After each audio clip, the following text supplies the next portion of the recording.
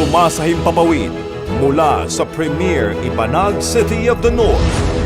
Para sa Diyos at sa Pilipinas nating mahal, ito ang DZYT 765 SMNI Radio Tuguegarao. Kapartner mo sa balita at serbisyo.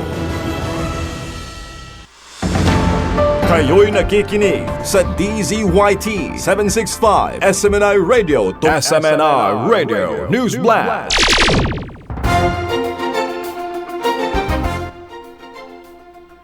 Kwinestyon ni Senator Amy Marcos ang umano'y pagkaantala sa pagpapadala ng articles of impeachment laban kay Vice President Sara Duterte sa Senado. Ayon sa senadora, tila may political maneuver umano sa likod ng delay upang makontrol ang timing ng impeachment trial. Giit ni Senator Amy hindi pakipaniwala ang paliwanag na mabagal na proseso dahil sa dami ng dokumento, dahil may sapat na tauhan at resources ang Kamara.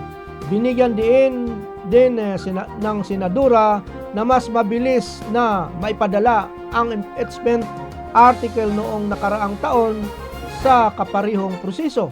Para kay Senator Amy, ang pagkaantala ay nagmumukhang hindi simpleng administrative issue kundi isang taktika na may halong politika.